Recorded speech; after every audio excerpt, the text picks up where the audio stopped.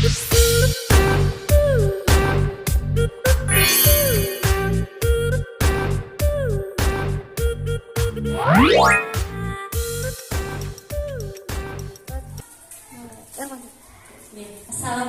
warahmatullahi wabarakatuh. Waalaikumsalam warahmatullahi wabarakatuh.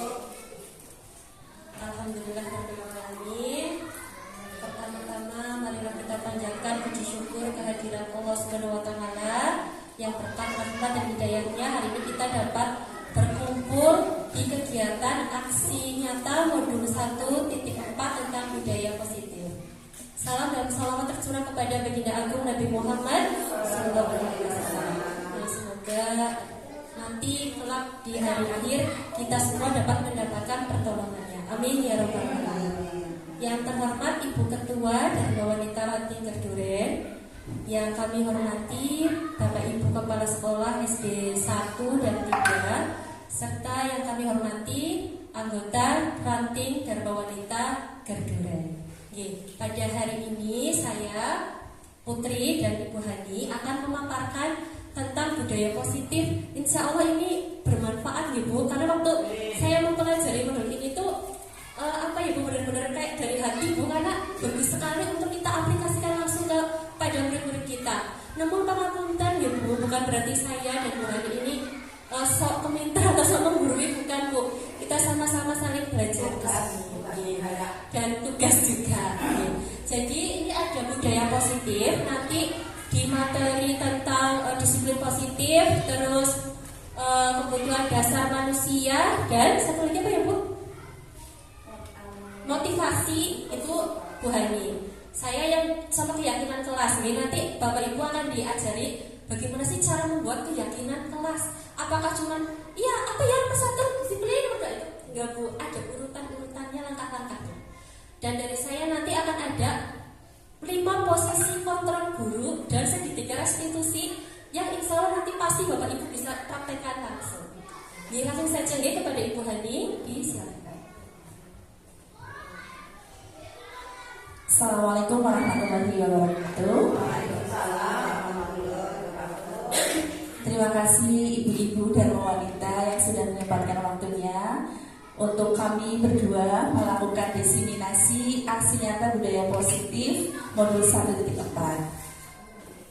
Salawat dan salam marilah kita curahkan selalu kepada baginda Nabi Muhammad sallallahu alaihi wasallam. Karena berkat beliau kita bisa menjadi umat yang lebih baik. Amin amin ya rabbal alamin. Yang saya hormati Ketua Dharma Wanita Ranting Gerduren dan ibu-ibu semua anggota Dharma Wanita Ranting Gerduren. Untuk kesempatan pada hari ini saya dengan Bu Putri saja, karena saya dan Bu Putri kebetulan satu fasil dan satu PP. Kalau Bu Nana beda fasil dan beda PP.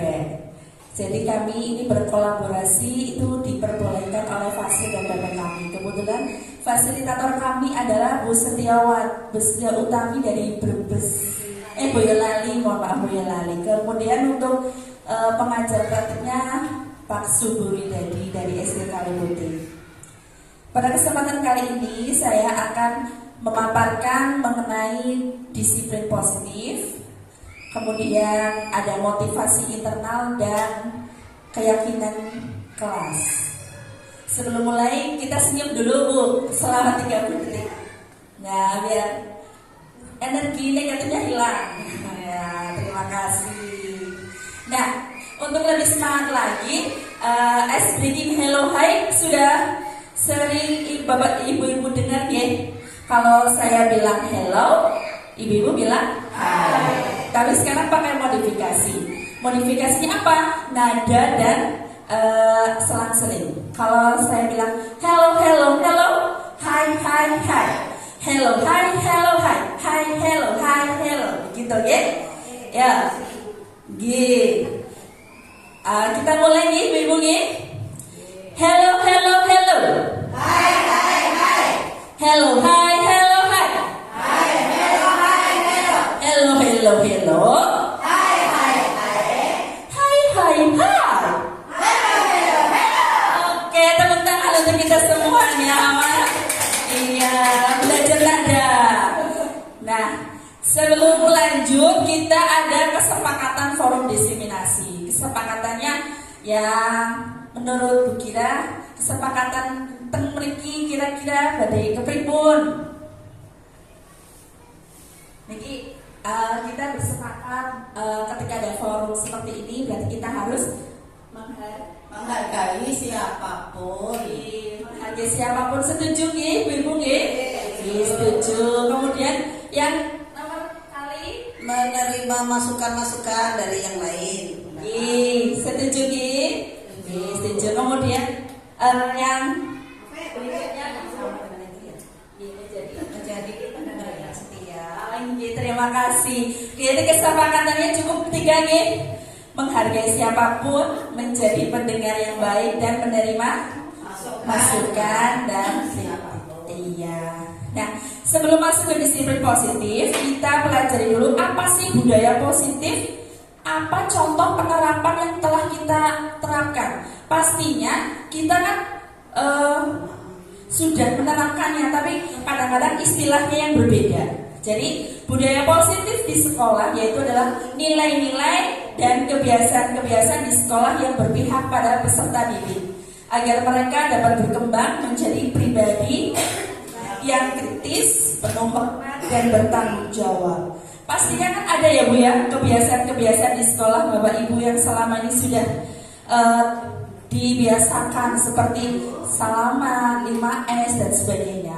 Tapi di sini ada perubahan paradigma, yaitu untuk membangun budaya positif pastinya sekolah menyediakan lingkungan yang positif, aman, nyaman. Kalau lingkungannya tidak nyaman buat murid, kira-kira muridnya pikir positif apa tidak? Tidak. Jadi lingkungan aman dulu, lingkungannya nyaman dulu. Nanti kita anak-anak pasti akan menjadi manusia yang merdeka, mandiri dan bertanggung jawab. Nah, lazimnya kalau disiplin dikaitkan dengan kontrol Ibu. Dalam hal ini kontrol guru dalam siapa? Menghadapi murid. Nah, perubahan paradigma teori kontrol menurut Dr. William Glasser dalam kontrol teori untuk meluruskan miskonsepsi tentang kontrol. Ilusi guru mengontrol murid. Kamu sepertinya apa itu? Oh, merah. Itu salah. Nah, gitu kan mengontrol guru. Mengontrol murid itu ilusinya guru mengontrol murid. Ilusi bahwa kritik dan membuat orang merasa bersalah dapat menguatkan karakter. Selama ini kan pandangannya seperti itu. Kemudian bahwa semua penguatan positif, efektif dan bermanfaat. Nah, di sini ada perubahan paradigma antara stimulus respon menjadi teori kontrol. Bisakah kita mengontrol seseorang? Bisa tidak? Bisa. Coba ya kita lihat. Kita mencoba mengubah orang agar berpandangan sama dengan kita. Bisa, ibu-ibu? Sulit. Nah, teori kontrolnya kita yang paling berusaha memahami pandangan orang lain tentang dunianya. Kita tidak bisa membelok-belokkan muridnya harus sama, tapi kita berusaha memahami perilakunya. Kemudian perilaku buruk dilihat sebagai suatu kesalahan. Tidak. Teori kontrol, ya, semua perilaku itu memiliki tujuan, walaupun itu adalah perilaku buruk. Bedanya di sini. Kemudian stimulus respon, orang lain bisa mengontrol saya?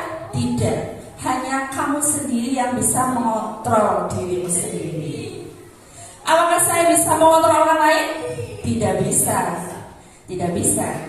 Kemudian pemaksaan ada pada saat bujukan gagal. Yang teori kontrol adalah kolaborasi, kesepakatan, menciptakan pilih-pilihan baru. Misalnya dipaksa oleh seseorang seperti ini, tapi karena paksaan, jadi ketika ada orang yang melaksanakan, ketika tidak, kembali lagi. Makanya kita adakan adanya kesepakatan kelas, nanti kita akan pelajari. Kemudian model berpikir menang dan kalah. Sekarang teori kontrolnya berbeda menjadi model berpikir menang dan menang. Nah, seorang guru yang baik nanti memiliki budaya positif. Budaya positif di sekolah itu apa? Yang pertama adalah disiplin positif. Kedua, motivasi perilaku manusia. Tiga, keyakinan sekolah atau keyakinan kelas. Keempat, kebutuhan dasar manusia. Lima, posisi kontrol restitusi. Dan enam, segitiga restitusi. Nanti 1 sampai 4 dijelaskan sama saya, 5 dan 6 di Bu Putri. Nah, sebelum lanjut, menurut Ibu, apa makna disiplin? Selama ini tahunya disiplin itu apa, Bu Susi? Taat pada aturan. Nah, kata disiplin betul sering dikaitkan dengan taat peraturan, taat tata tertib, patuh dan sebagainya. Padahal itu berbeda, karena disiplin tidak harus dengan memberi hukuman, tetapi alternatif terakhir kalau tidak perlu digunakan sama sekali. Ki Hajar Dewantoro menyatakan bahwa untuk mencapai kemerdekaan dalam konteks pendidikan kita saat ini, itu menciptakan murid yang merdeka. Namanya merdeka belajar, merdeka mengajar, dan sebagainya. Syarat utamanya harus ada disiplin kuat, tapi bukan disiplin yang taat pada peraturan. Disiplin yang dimaksud adalah dari motivasi dari dalam, motivasi internal, kesadaran diri murid-murid yang mau kita tumbuhkan, bukan dari karena hukuman, peraturan, paksaan, dan sebagainya. Maka kita memerlukan pihak lain untuk mendisiplinkan. Kalau motivasi eksternal, kalau internal dari dalam diri. Disiplin positif. Disiplin positif itu salah satu cara yang mengajarkan anak bertanggung jawab dan menumbuhkan kesadaran diri berdasarkan nilai-nilai kebajikan. Kita sering sudah diterapkan dari zaman dahulu, Ibu, berbaris di depan kelas. Nah, kemudian menyambut siswa di pagi hari juga itu merupakan salah satu disiplin positif untuk mengontrol diri dalam melakukan segala tindakan. Ketika kegiatan ini kita bercengkrama dengan anak-anak, kemudian menyambut anak-anak, itu juga merupakan salah satu disiplin positif. Disiplin positif, disiplin diri dapat membuat murid memahami dan menyadari berdasarkan motivasi internal, bukan akibat paksaan, pujian, atau hukuman.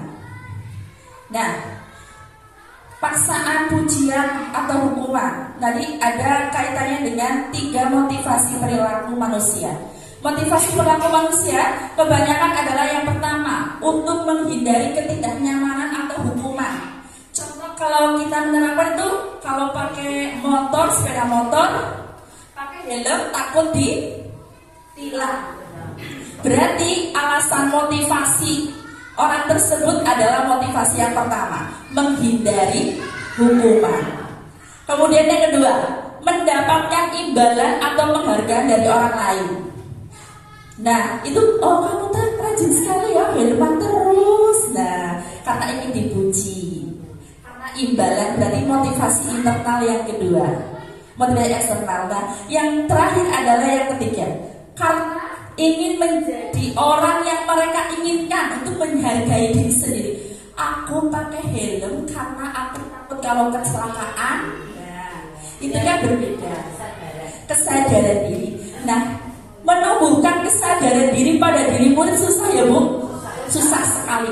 Nah, materi ini kita coba kupas sedikit demi sedikit. Kita nanti belajar bagaimana menumbuhkan kesadaran murid untuk melakukan suatu kebiasaan-kebiasaan positif. Teori perilaku manusia. Tadi, untuk menghindari ketidaknyamanan, yaitu apabila saya tidak melakukannya, saya pasti akan mendapatkan hukuman. Itu motivasi eksternal apa internal? Eksternal. Kemudian ada eksternal lagi, untuk mendapatkan imbalan. Jadi kebalikan sekali hukuman, yaitu imbalan. Nah, motivasi internal itu yang nomor 3 yang di bawah adalah disiplin positifnya itu, untuk menghargai diri sendiri, menjadi insan sesuai harapan kita. Nah, ini adalah lingkup gambaran ketika nanti budaya positif sudah tercipta di lingkungan sekolah kita. Jadi peraturan kelas itu malah bagian intinya di bawah, di dalam. Yang kedua, keyakinan kelas. Ketika keyakinan kelas sudah diyakini oleh semuanya, maka lingkungan positif pun akan tercipta. Dan budaya positif pun pasti itu otomatis akan tercipta. Sekarang saya, Bu Putri, Bu Widi, dan semuanya sudah berusaha kalau ada anak-anak yang salah atau nakal, keyakinan kelasnya apa? Oh ya Bu, harus menghormati orang lain. Ya minta maaf ya, gitu. Jadi bukan peraturan kelasnya apa, gitu tidak. Keyakinan kelasnya mereka hafal karena mereka membuat sendiri. Oh ya Bu, saya tidak boleh begitu. Disepakati satu kelas, betul. Nah, itu semua tujuannya apa?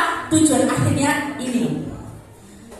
Kita harus tujuan nasionalnya kan kita pendidikannya ini, mewujudkan profil pelajar Pancasila.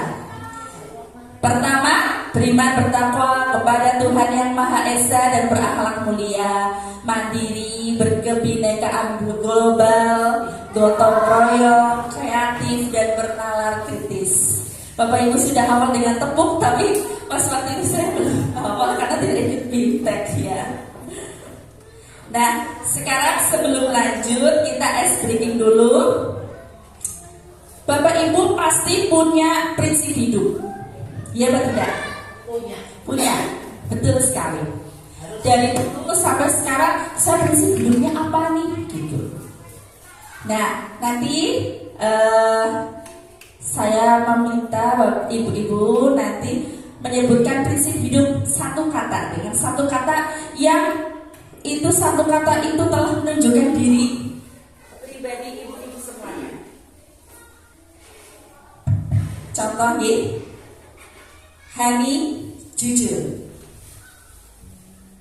Yakin. Ibu Kuat. Bahagia. Rendah hati, Semangat. semangat, Manfaat. Oke. Ibu Farah, Semangat. percaya diri. Yakin dengan diri sendiri. Yakin dengan diri sendiri.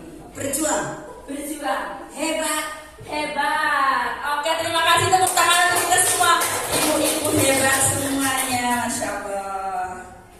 Nah, sekarang kita lanjut ke keyakinan sekolah atau keyakinan kelas. Keyakinan kelas. Mengapa tidak peraturan, Bu?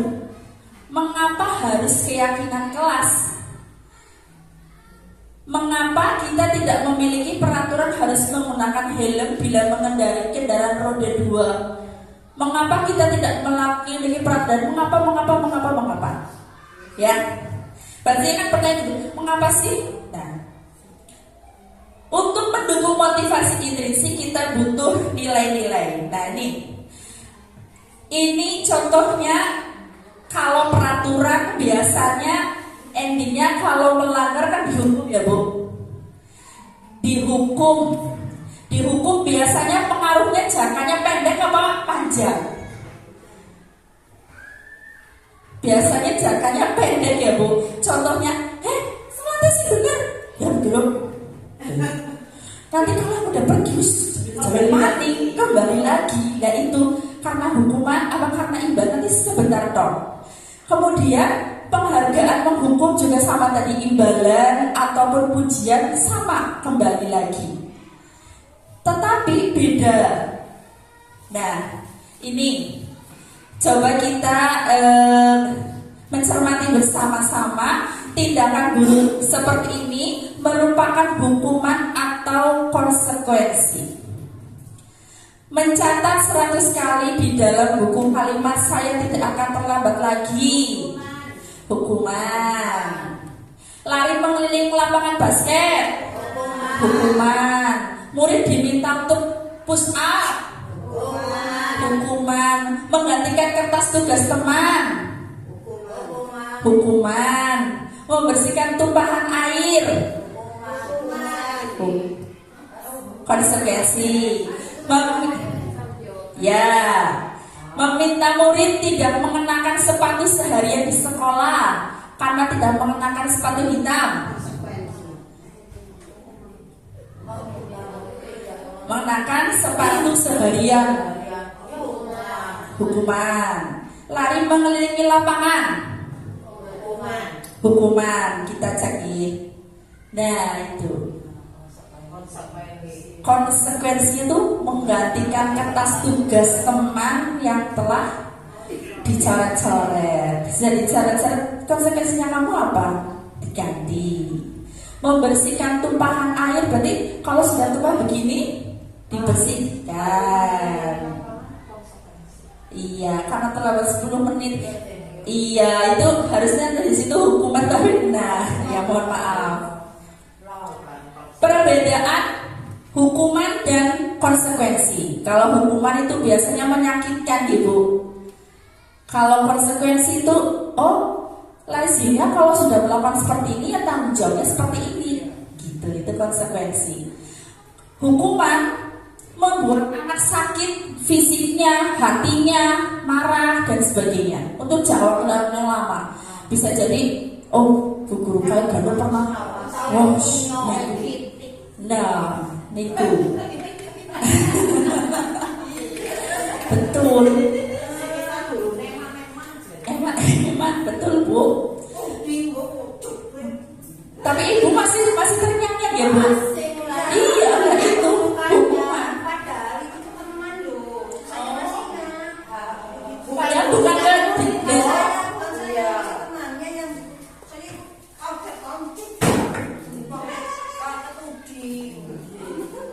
jadi karena negatif ya Bu, kalau negatif di sini katanya masih tersambung saja, masih diingat di sini. Nah itu hukuman itu hati dan fisiknya itu jangka waktunya lama.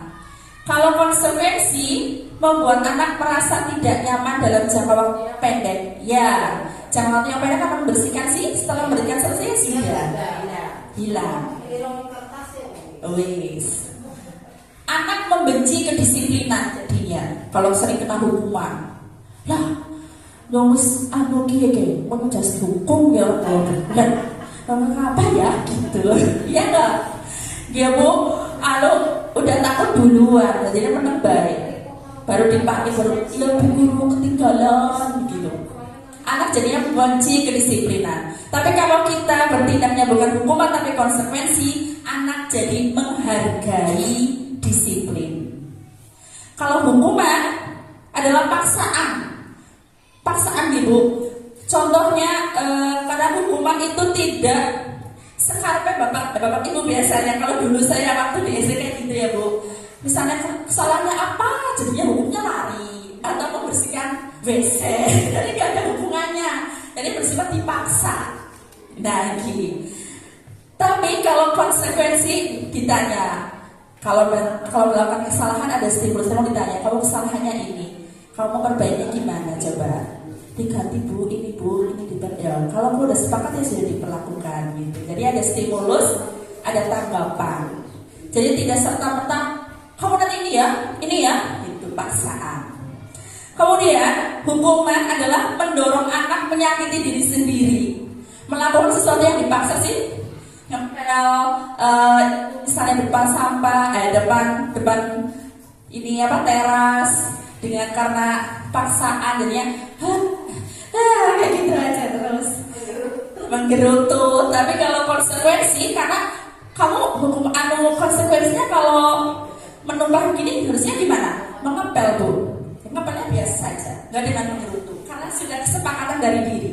Itu bedanya seperti itu. Tapi kalau langsung kamu berarti langsung dia menggerutu.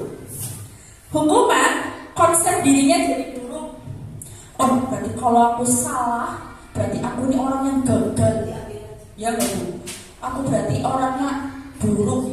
Tapi kalau konsekuensi, belajar dari kesalahan. Berarti kalau aku menumpahkan air, aku harus membersihkannya. Oh, berarti saya tidak boleh menumpahkan air lagi. Dong aku dari kon ngepel.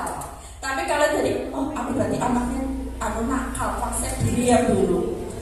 Jadi karena itu semua, biasanya anak belajar untuk menyembunyikan kesalahan, nggak mau ngaku, ya Bu? Iya, takut dihukum. Jadi, menambah.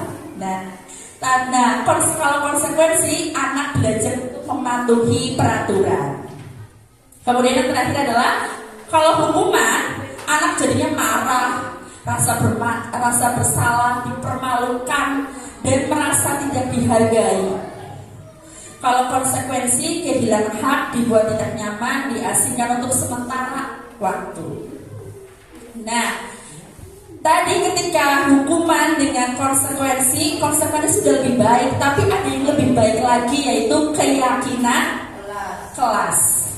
Keyakinan kelas adalah nilai-nilai kebaikan bersama yang disepakati secara bersama, tapi menurut semua anggota kelas.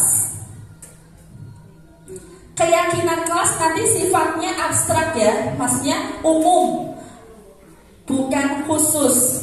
Jadi masih contohnya hormat kepada guru atau saling menghormati atau percaya diri, kan masih umum. Nanti ada khusus-khususnya lagi, ada pendalaman-pendalamannya lagi. Nah, keyakinan kelas berupa pernyataan yang universal, tidak terlalu banyak sehingga mudah diingat. Tujuannya karena mudah diingat, oh saling menghormati ya, oh ya. Makanya tidak dengan bahasa yang branding atau panjang-panjang. Keyakinan kelas orang digawe, misalnya sekarang kelas 1-nya Bu Eni, nanti 4 tahun kemudian dibuat orang diubah-ubah ya, tidak. Setiap guru mempunyai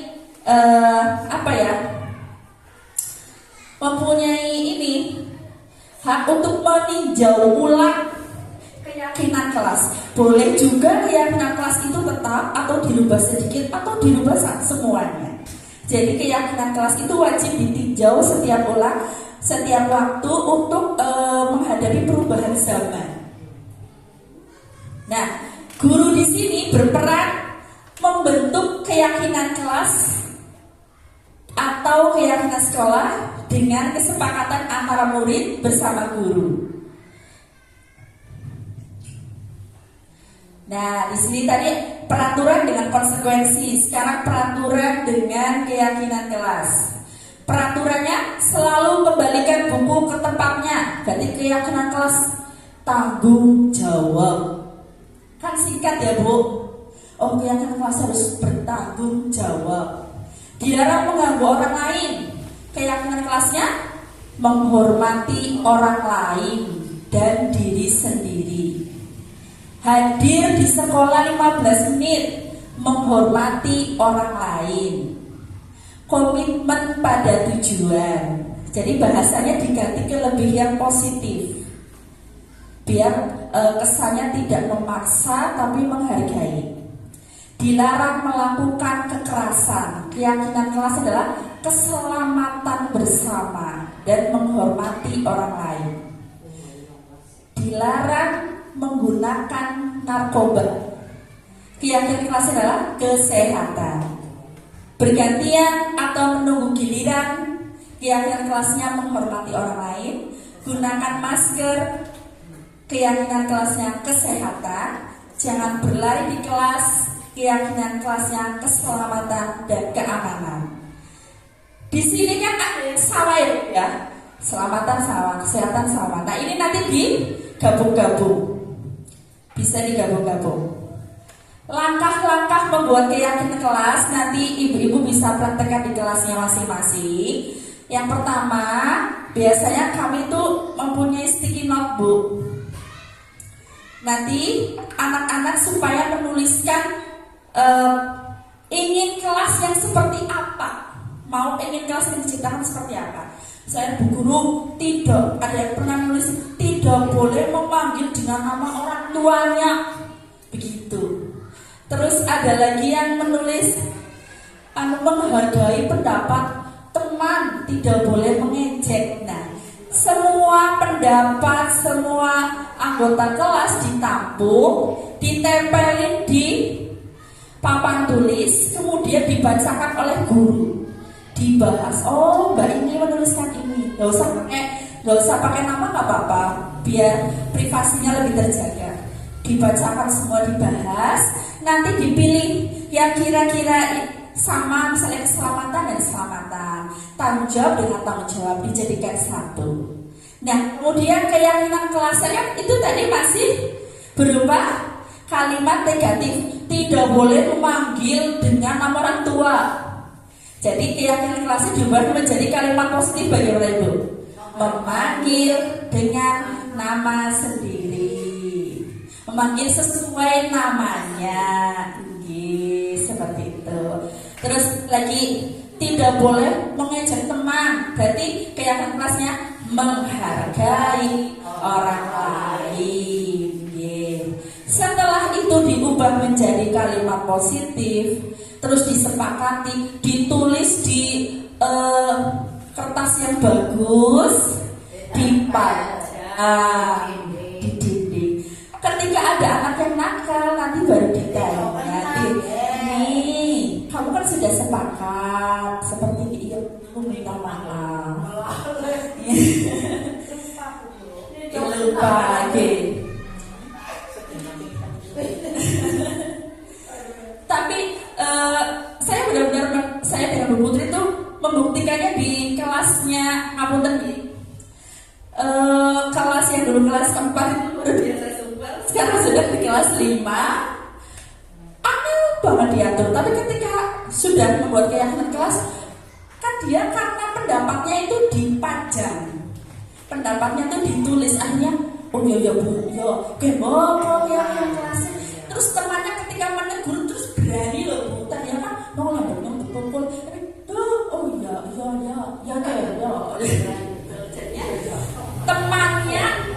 oh ya temannya tuh berani untuk menegur, dan dia juga lebih mandan selo. Orang kata kan tadi kan gitu jadinya mandan apa ya, mandan arah. Nah, ini contoh penerapan kesepakatan kelas di kelasnya Ibu Putri. Kelas 5, kalau saya bebas di kelas mana saja. Nah, ini sudah terbentuk. Nah, ini anak-anak menulisnya, kemudian ditempel. Setelah ditempel, diidentifikasi yang sama yang mana, kemudian dipilih.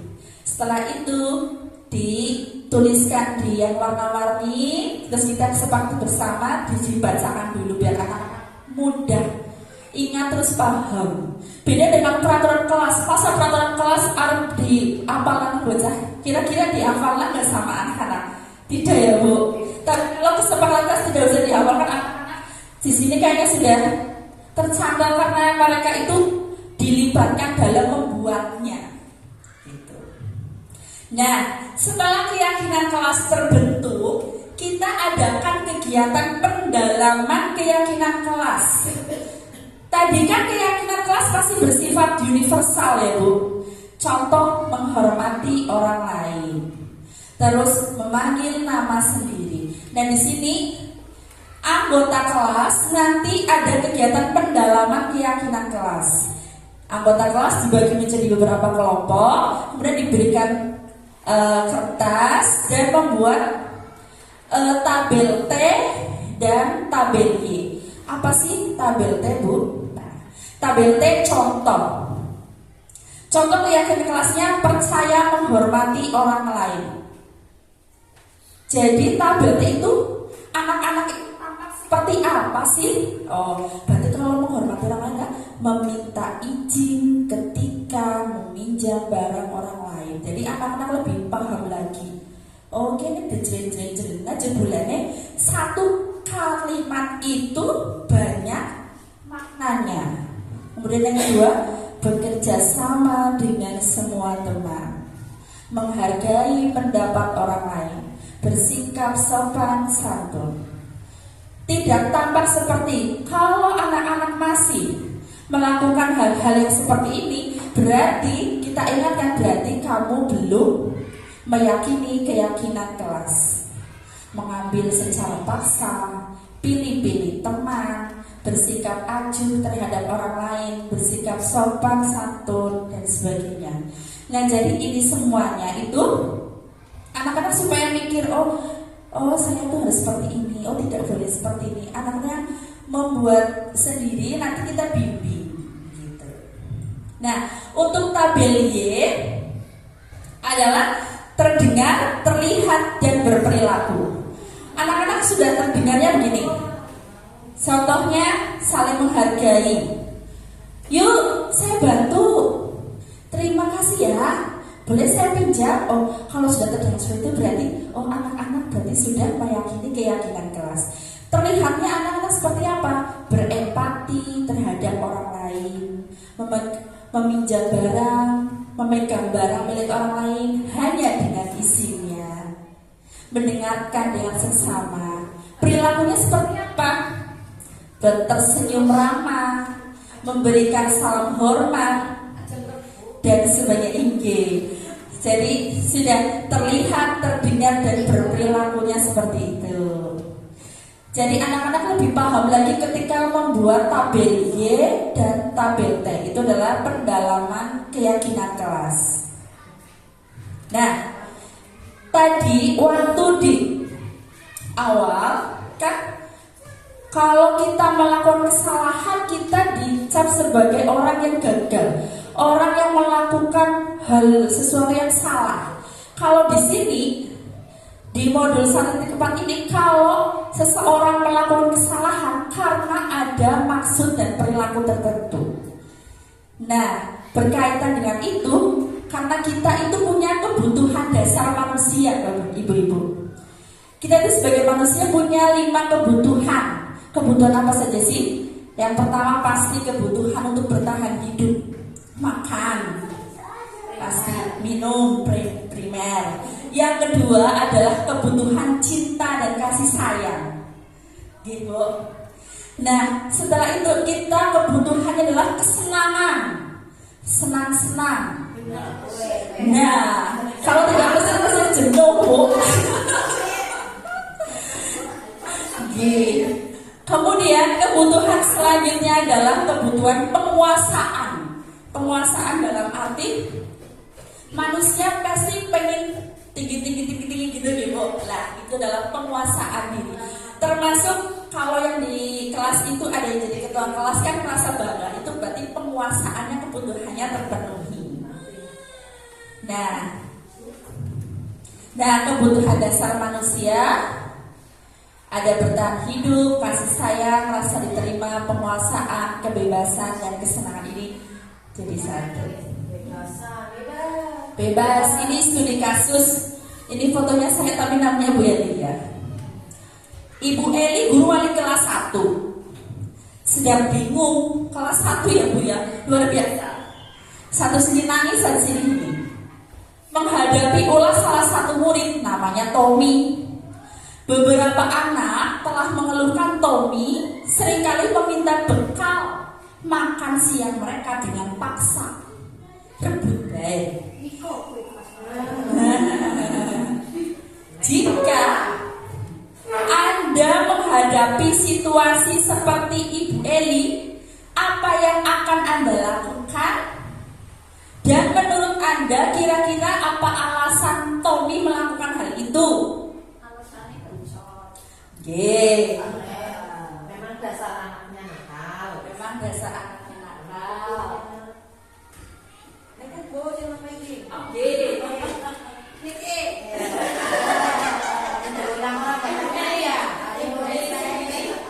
Bagaimana menghadapi Dari rumah, ya mungkin sabar, kepengen diperhatikan. Terus dari rumah mungkin orang tuanya tidak memasak untuk menyiapkan sarapan, jadi lapar. Di rumah tidak. Terima kasih, tepuk tangan. Nah, alasan ini malah gandeng. Iya, tadi soalnya buatnya di Canva terus di PPT kan malah jadi seperti ini. Alasan Tommy yang pertama itu karena dia lapar, betul sekali. Lapar, tidak dibawain bekal sama orang tuanya. Akhirnya responnya langsung ada makanan. Nah, jadi Tommy itu sedang berusaha memenuhi kebutuhannya untuk bertahan hidup. Karena di sini sudah kepergok. Alasan Tommy yang kedua, betul tadi, karena kurang perhatian, caper, kurang kasih sayang. Berarti Tommy sedang memenuhi kebutuhannya, yaitu kasih sayangnya supaya baterainya di fullin. Nah, karena kekuasaan, takut, kalau direbutkan temannya jadi takut. Yang tadi menguasai kalian, nah jadi jenggernya penguasaan.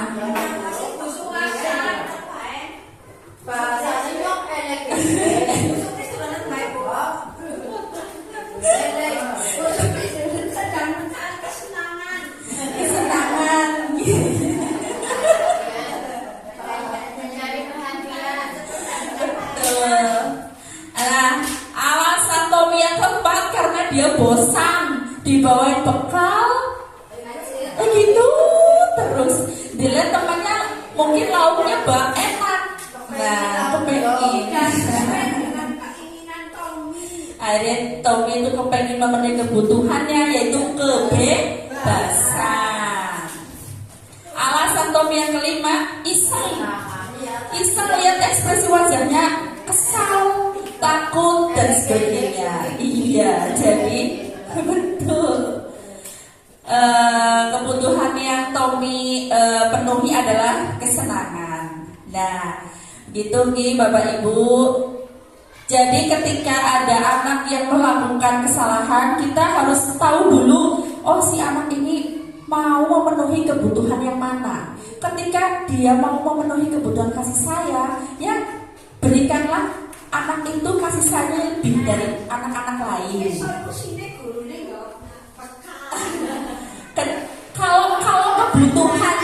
Kalau kebutuhannya si anak itu memang karena lapar, kita belikan makanan. Tapi kalau memang kebutuhannya kasih sayang, ya kita kasih sayang gitu. Jadi penanganannya sesuai dengan anaknya, kebutuhan yang belum terpenuhi itu apa. Iya. Kalau iseng, ya kita tampilkan lagi keyakinan kelas lagi. Kita harus berperilaku seperti apa. Kita senang dengan teman lain, tapi kita juga harus melihat temannya. Namun dia ini, terima kasih kepada Ibu Hani. Kasih semangat Bu Ibu. Bagaimana sudah ada gambaran membuat bisa diterapkan mulai besok Oke. Baiklah kita lanjut dari saya. Nah, materi dari saya yang pertama adalah posisi kontrol guru. Nah, ini nih lanjutan dari tadi yang Ibu Hani paparkan ya. Kita kalau menemukan siswa yang melanggar disiplin atau keyakinan kelas kan biasanya kenapa kamu tidak membawa buku ulangan atau apa seperti itu. Nah, ini ada berapa ya posisi kontrol guru dari kita semua. Yang pertama, guru sebagai penghukum, guru sebagai pembuat merasa bersalah, guru sebagai teman, guru sebagai pemantau, dan guru sebagai manajer. Bu Ibu, kira-kira Bu Ibu berada di posisi yang mana? Yang mana? Nomor sisi tawa. Yang mana? Yang mana Bu Eni? Aku teman. Oh, teman. Oke. Sebagai teman. Ada yang sebagai teman. Oke.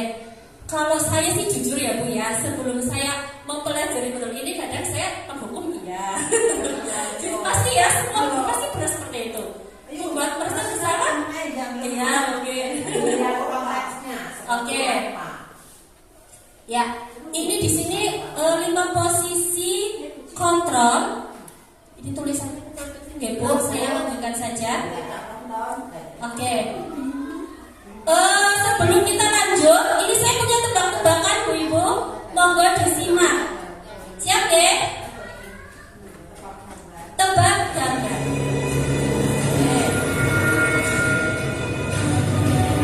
Yang tahu langsung angkat tangan ya. Yang tahu langsung angkat tangan.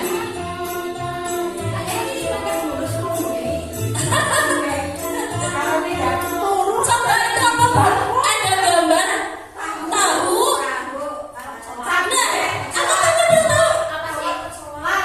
Iya. Menjadi apa? Coba Bu Idi. Tai. Lalat. Coba benar apa salah ya?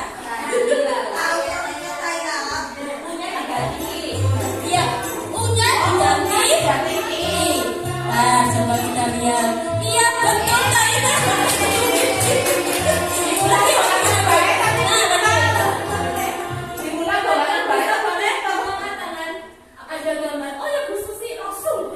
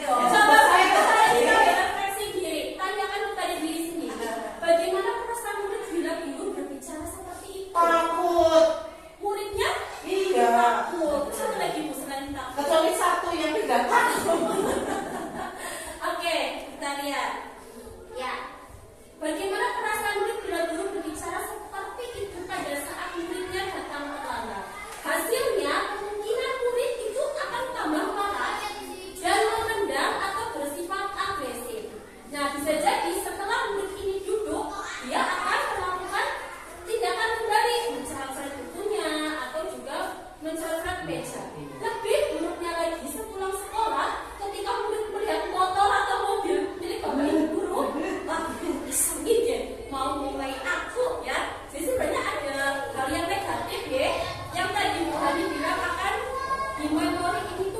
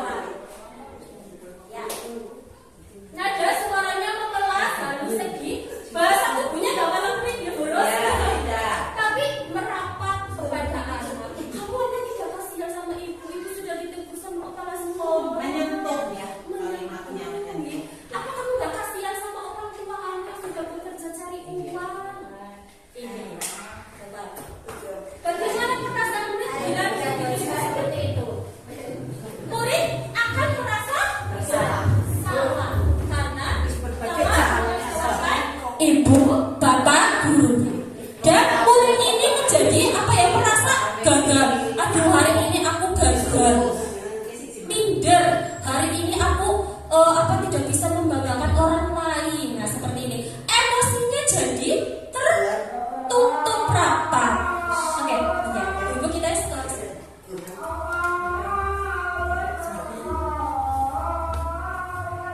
Sebagai teman, ya. Kalau guru pada posisi teman tidak akan menyakiti murid, namun dapat mengontrol murid melalui persuasi. Contohnya, ayo bantulah bikin ibu bilang, ayo ingat tidak bantuan guru selama ini. Ya sudah, tidak apa-apa. Nanti kita perbaiki bersama-sama. Hal positif ya Bu ya, positif tapi ada negatifnya. Negatifnya bila suatu saat guru tersebut tidak membantu, maka murid akan kecewa dan berkata, saya pikir bapak atau ibu guru teman saya. Gini apa buatan? Misalnya Bu Eni selalu membantu muridnya, ketika Bu Eni tidak membantu, Bu Eni kan langsung dicap, ibu bukan teman saya lagi. Seperti itu. Terus murid akan merasa kecewa dan tidak mau berusaha.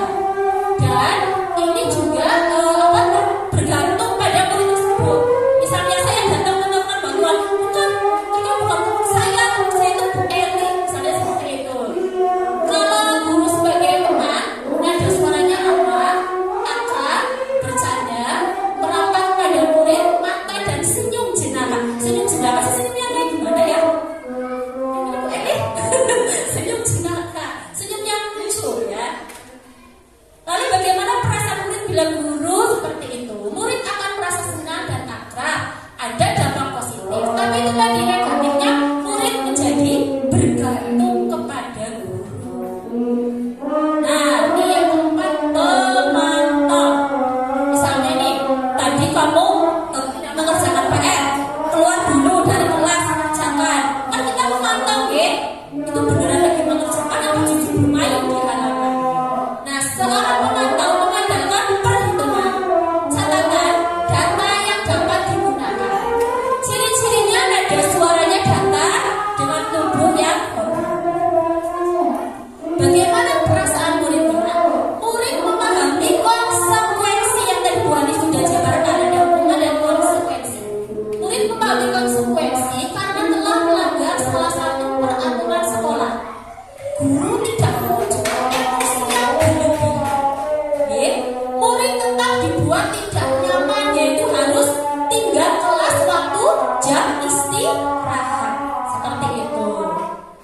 Nah, yang terakhir adalah manajer. Manajer ini guru berbuat sesuatu bersama dengan murid, mempersilahkan murid dan mempertanggungjawabkan perilakunya. Contohnya, apa yang kita yakini, jadi kembali ke keyakinan kelas. Apakah kamu bersedia memperbaiki kesalahannya? Apakah itu termasuk melanggar keyakinan kelas? Lalu rencana apa yang dapat kamu perbaiki? Itu posisi manajer. Ciri-cirinya ada suaranya tulus, bahasanya tidak kaku, dan mendekat ke murid. Seperti itu. Nih contohnya Ibu. Adi, apakah kamu mengetahui jam berapa sekolah dimulai? Tahu Pak, jam 7. Ya, jadi kamu terlambat. Kira-kira bagaimana kamu akan memperbaiki masalah ini? Saya bisa menanyakan teman saya Pak untuk mengejar tugas yang tertinggal. Baik, itu bisa dilakukan. Apakah besok akan ada masalah untuk kamu agar bisa hadir di sekolah tepat waktu? Tidak Pak, saya bisa hadir tepat waktu. Baik, saya hargai usahamu untuk memperbaiki. Nah,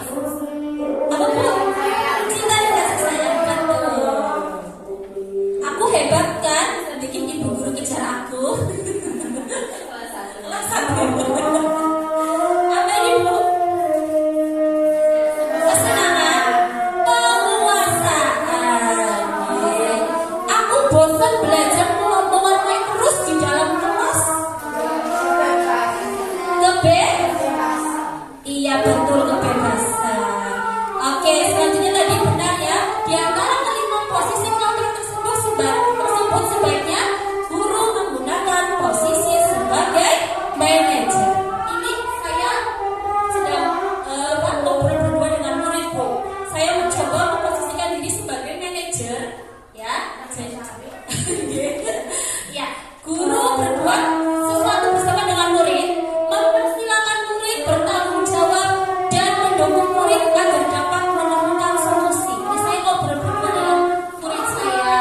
Apa yang kamu harus perbaiki dari tindakan? Jadi ngobrol sebagai teman, ya Bu, ya. Tapi posisi kita sebagai manajer seperti itu. Terus selain sebagai manajer, kita juga mengacu pada restitusi yang dapat menjadikan murid sebagai manajer bagi dirinya sehingga dapat tercipta identitas positif pada diri murid. Nah, ini materi yang terakhir, Bu. Saya yakin pas nanti Ibu bisa mempraktekkan ini, Bu. Sekolah masing-masing. Segitiga restitusi. Apa itu ya segitiga restitusi? Restitusi ini menurut Gosen adalah proses menciptakan kondisi bagi murid untuk memperbaiki kesalahan mereka sehingga mereka bisa kembali pada kelompok mereka dengan karakter yang lebih kuat. Kenapa ada segitiganya, Bu? Karena ada 3 segitiga restitusi ini. Nah, ciri-cirinya bukan untuk menebus kesalahan, namun belajar dari kesalahan, memperbaiki hubungan, tawaran bukan paksaan, dan yang paling penting poin 8, Ibu, restitusi itu fokusnya pada solusi. Jadi dalam segitiga restitusi ini kita nanti akan langsung menemukan solusi berdasarkan tadi kita keyakinan kelas, posisi kita sebagai guru, apakah manajer atau apa. Nah, ini dia, Ibu. Tahapan dalam segitiga restitusi ada 3. Yang pertama, menstabilkan identitas. Kedua, validasi tindakan yang salah. Dan yang ketiga, menanyakan keyakinan. Aduh, apa manik ya? Yang pertama, menstabilkan identitas. Ini dilakukan ya berdasarkan prinsip bahwa membuat kesalahan itu proses dari pembelajaran yang nantinya menggeser identitas gagal ke identitas yang sukses. Contohnya seperti ini, Bu. Nggak apa-apa, berbuat salah juga manusiawi. Ibu juga pernah berbuat salah. Manusia tidak ada yang sempurna, tapi kita juga harus berusaha supaya tidak melakukan kesalahan yang sama. Sudah, jangan menyalahkan dirimu sendiri, jangan menyalahkan sendiri terus, jangan menyalahkan terus menyalahkan diri sendiri seperti itu. Ini namanya menstabilkan identitas. Dan yang kedua, validasi tindakan yang salah. Ini dilakukan untuk memenuhi suatu kebutuhan sehingga guru atau orang tua akan bergeser dari pemikiran stimulus respon menjadi proaktif serta akan lebih mengenali dan mengakui kebutuhan murid. Contoh validasi adalah, Ibu tahu, pasti kamu punya alasan kenapa kamu memukul teman. Oh, seperti itu alasannya. Pasti nggak enak ya. Pasti nggak enak ya tiba-tiba diejek, dibully. Seperti itu, Bu. Kita akui perbuatan itu salah. Ini namanya memvalidasi tindakan yang salah. Maukah kamu belajar cara lain untuk mendapatkan yang kamu butuhkan tanpa harus memukul?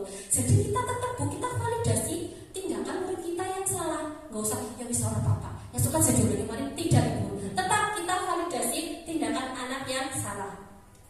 Lalu menanyakan keyakinan. Contohnya seperti ini. Kamu tadi memukul teman. Iya, Bu. Menurut kamu memukul teman itu termasuk keyakinan kelas yang sudah kita sepakati bersama tidak? Iya, Bu. Tidak, Bu. Berarti kamu sudah melanggar keyakinan kelas. Iya, Bu. Keyakinan kelas apa yang sudah kamu langgar? Memukul teman. Berarti misalnya keyakinan kelas yang sudah saya langgar adalah saling menyayangi dengan teman. Bersediakah kamu memperbaikinya? Bersedia, Bu. Lalu kita tawarkan solusinya. Solusinya apa? Kalau misalnya kamu dibully tanpa kamu harus memukul, saya harus lebih sabar, Bu, tidak boleh terpancing amarah, Bu, atau saya bisa langsung melapor ke Bu Guru. Jadi seperti itu, kita langsung bersama-sama tawarkan solusi seperti itu. Nah, ini ada contoh Bu.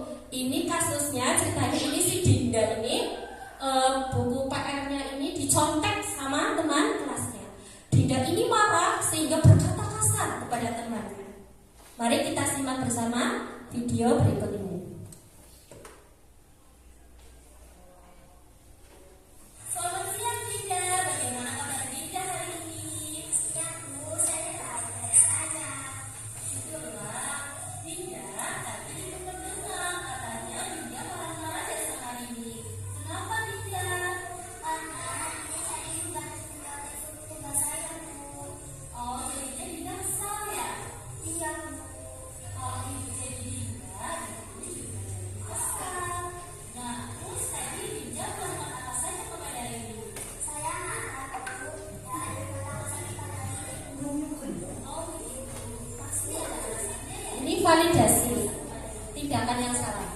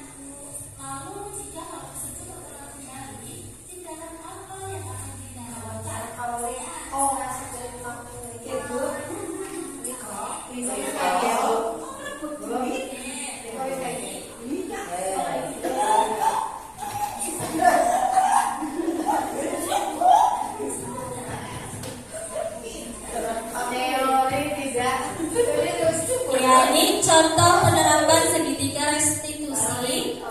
Dan anak juga ternyata katanya senang Bu karena dicarikan solusi bersama. Ini saya cerita ya Bu, tadi pagi Bu, ini kejadian tanpa rekayasa. Tadi pagi jam 7:30 itu ada salah satu murid saya itu terlambat.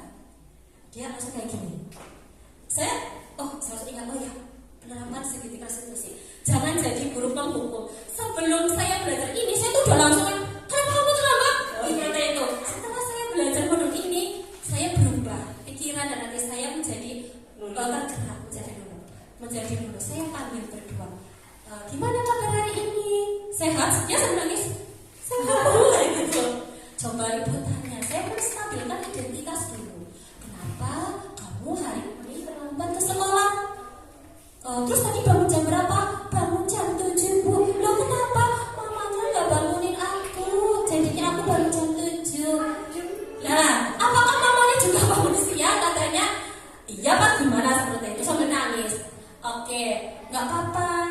Bu guru juga. Jadi saya tetap begini Bu, gak apa-apa. Melakukan kesalahan wajar. Bu guru juga pernah bangun kesiangan. Tapi selain mewajarkan, kita juga harus bilang Bu, tapi kita juga harus memperbaikinya. Jangan hanya mewajarkan saja, ya. Tapi ibu waktu terlambat sekolah atau bangun siang, bu guru langsung memperbaiki kesalahan. Nah, coba kita cari solusi bersama Bu, ya. Supaya kamu besok tidak terlambat datang ke sekolah, kira-kira harus ngapain? Dia ngomong sendiri Bu. Itu Bu, saya tidurnya harus cepat. Iya betul, alias gak boleh bergadang. Saya lakukan itu ternyata benar-benar ampuh Bu. Maksudnya memang tidak 100%, tapi dibandingkan dengan kita posisi penghukum ya Bu, posisi itu jauh lebih baik. Terus apalagi selain kamu tuh tidurnya harus cepat, minta mama buat bangunin. Betul. Satu lagi, coba apalagi dia bingung, saya bantu. Coba ya, nanti malam kamu pasang alarm. Terus saya tanyakan lagi, bersedia memperbaikinya? Iya Bu. Terus tadi kamu terlambat datang ke sekolah. Yang ketiga, saya tanyakan keyakinan kelas. Melanggar nggak keyakinan kelas? Sudah sesuai tidak? Dia menjawab tidak Bu. Terus tindakan apa yang sudah kamu lakukan?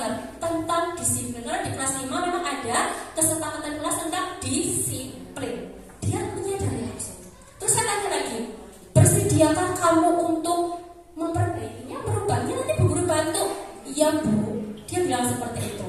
Baik, kamu sudah menemukan solusinya. Tidur cepat, meminta mama untuk membangunkan dan memasang alarm. Nanti kalau kamu masih kayak gitu, Bu Guru akan komunikasi langsung dengan mamahnya. Itu tadi pagi, Bu. Makanya, kok pas banget ya. Saya mau melakukan aksi nyata segitiga restitusi. Tadi pagi betul-betul ada guru saya yang terlambat. Saya seperti itu, Bu. Jadi setelah itu dia sudah sadar, disaksikan sama teman-temannya juga. Nanti teman-teman saling mengingatkan ya kalau ada yang melanggar. Dan memang pernah ada Bu di kelas 5 itu, Bu, si ini berkata kasar. Kamu melanggar keyakinan kelas. Itu memang benar-benar ngomong sendiri, Bu. Karena mereka sendiri yang membuat langsung keyakinan kelasnya, bukan gurunya. Terus kalau kelas 1 gimana? Kalau kelas rendah bagaimana? Mungkin kalau yang mengajar di kelas rendah kelas 1, kita bisa meminta bantuan dari wali murid untuk mendampingi, untuk membimbing. Karena kelas itu ada yang belum bisa menulis banyak. Jadi bisa minta bantuan dengan wali seperti itu. Nah, ini terakhir refleksi. Setelah menerapkan segitiga restitusi dan menerapkan posisi manajer kepada siswa, kira-kira bagaimana, Bu? Perasaan kita juga gimana, Bu? Kita juga tidak terbuang emosinya, Bu. Ya, si anak akan merasa takut atau bagaimana? Ada perubahan. Bu, saya baru saja membaca seperti ini, Bu. Saya pernah membaca ini tuh waktu seorang psikolog membuat buku Home File untuk anak-anak. Psikolog itu pernah bilang kayak gini, jika seorang anak tangki cintanya cukup oleh orang tua, kelak dia dewasa, dia tidak membutuhkan validasi dari orang lain, dia tidak membutuhkan dunia dari orang lain atau perhatian orang lain. Kenapa? Karena dia tangki cinta dari orang tuanya sudah penuh dan tercukupi. Dan bila seorang murid di rumah tangki cintanya penuh, dia datang ke sekolah untuk mendapatkan ilmu. Tapi bila seorang anak tangki cintanya kurang terisi, tidak terisi atau sedikit terisi, dia datang ke sekolah untuk dicintai. Seperti itu, Bu. Ya, cari perhatian. Saya pas baca itu pas banget dengan 5 kebutuhan itu tadi, Bu. Kok pas banget. Dan ibu-ibu, saya pertanyaan ini itu juga bukan hanya ke murid. Mungkin ibu-ibu yang punya putra yang mungkin masih kecil, TK, SD, ya Bu ini bisa juga, Bu. Saya kemarin menerapkan ke anak saya nggak bisa. Kalau misalnya lihat HP lama-lama, kira-kira apa yang akan terjadi sama kakak? Jadi ternyata bisa kita aplikasikan di rumah, Bu, kepada anak kita seperti ini, Bu. Makanya, Masya Allah, saya mengikuti guru penggerak ini banyak sekali ilmunya yang tidak yang tidak hanya saya akan terapkan ke murid-murid, tapi ke anak-anak saya nanti di rumah, insya Allah. Lanjut, rencana perbaikan untuk implementasi ke depan. Yang pasti saya insya Allah, saya Bu Hani dan teman-teman SDN 2 Gerduren, insya Allah kita akan bersama-sama ya, Bu Ibu, memulai diri dengan itu tadi ya, posisinya kita itu yang tadinya penghukum, kita berubah dulu. Jadi teman dulu nggak apa-apa ya, membuat merasa bersalah dulu nggak apa-apa. Nanti lama-lama kita ke menjadi manajer. Kalau posisi penghukum ini kita lakukan, benar-benar segala usaha sudah kita lakukan, tapi si anak itu tidak ada perubahan. Mungkin kita bisa, tetapi identitas anak jangan sampai terbongkar seperti itu. Terus tadi kalau misalnya ada anak yang tidak mengerjakan PR, disiplin, apa kita melakukan itu tadi Bu, segitiga restitusi. Yang pertama, menstabilkan identitas. Kedua, kita validasi tindakan yang salah. Yang ketiga, baru kita menanyakan keyakinan. Makanya keyakinan kelas itu memang penting sekali. Seperti itu. Ini terakhir, seorang guru yang baik harus memiliki kemampuan dalam mewujudkan budaya positif di sekolah. Budaya positif tersebut dapat dijalankan dengan menerapkan konsep-konsep disiplin positif, perilaku manusia, keyakinan sekolah atau kelas, kebutuhan dasar manusia, posisi kontrol restitusi, dan segitiga restitusi. Sebelum diakhiri refleksi dulu Bu.